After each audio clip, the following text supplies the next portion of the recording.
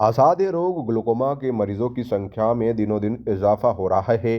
बीते दिनों की तुलना में ग्लूकोमा जैसे असाध्य रोग बढ़ता चला जा रहा है। इस रोग में आंखें लगभग सूख जाती हैं। आंखों में मौजूद लिक्विड की बेहद कमी के चलते सीधा प्रभाव आंखों की रोशनी पर पड़ता है। हैलट अस्पताल के नेत्र रोग विभाग की विभागाध्यक्ष डॉक्टर शालिनी मोहन ने बताया कि इसके पीछे एक बड़ा कारण मोतियाबिंद के पकने का इंतजार भी होता है। दरअसल जब कोई मरीज मोतियाबिंद की चपेट में आता है तो आम धारणा के चलते पकने के बाद ही ऑपरेशन करवाना उचित समझता है, जबकि ये धारणा पूरी तरह से गलत है। इस इंतजार में अक्सर देखा जाता है कि मरीजों की आंखों में ग्लूकोमा जैसी बीमारी घर कर जाती है।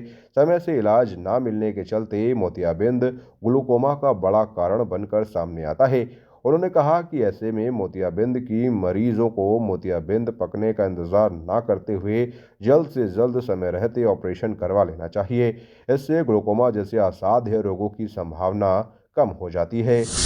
ग्लूकोमा एक तरह की बीमारी है जिसमें कि आँखों की जो नस होती है, ऑप्टिक नर्व, वो उसमें नुकसान होने लगता है और एडवांस केसेस में अगर प्रॉपर ट्रीटमेंट ना लिया जाए तो आँखों की नस सूख जाती है।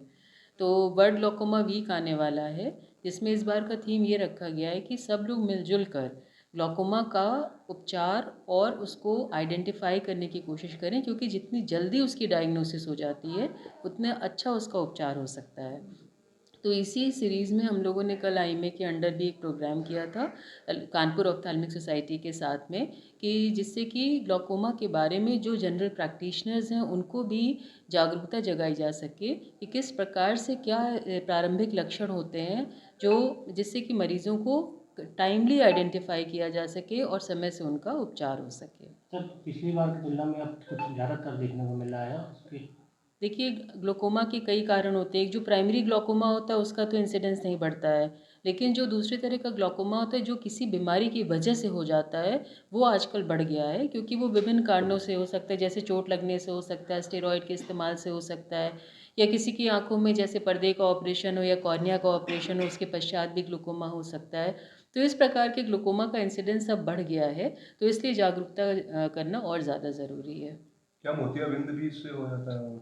ग्लूकोमा से मोतियाबिंद नहीं होता है। मोतियाबिंद अपने आप में एक अलग बीमारी होती है, किंतु अगर हम मोतियाबिंद का समय से ऑपरेशन ना कराएं और इसलिए वेट करते रहें कि मोतियाबिंद पक जाए और तब ऑपरेशन कराया जाए, तो ऐसे में फिर आंखों में मोतियाबिंद की वजह से ग्लूकोमा बन जाता है और आंखों की रोशनी चली जाती है, और ये एक ख़राब स्थिति होती है, क्योंकि इसमें ऑपरेशन के पश्चात भी अगर ऑपरेशन किया जाए तब भी रोशनी वापस नहीं आ पाती।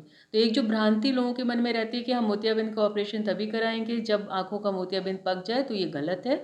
मोतियाबिंद का ऑपरेशन जल्दी कराना चाहिए और समय से कराना चाहिए, जिससे कि उसकी वजह से ग्लूकोमा ना बनने पाए। प्रथम दृष्टया क्या देखना चाहिए कि ग्लूकोमा है कि नहीं है, तो बाद में पता चलेगा, तो जी, कैसे पेशेंट को तुरंत दिखाना चाहिए? देखिए, कुछ रिस्क फैक्टर्स होते हैं ग्लूकोमा के लिए, जैसे कि 40 वर्ष के पश्चात, या अगर आंखों में स्टेरॉयड ड्रॉप्स का इस्तेमाल करें, या अगर किसी को डायबिटीज़, हाइपरटेंशन, थायराइड की डिजीज़ है, या मोटा चश्मे का नंबर लगाते हैं, या घर में किसी को ग्लूकोमा है, तो ऐसे लोगों को ग्लूकोमा होने का चांस ज़्यादा रहता है।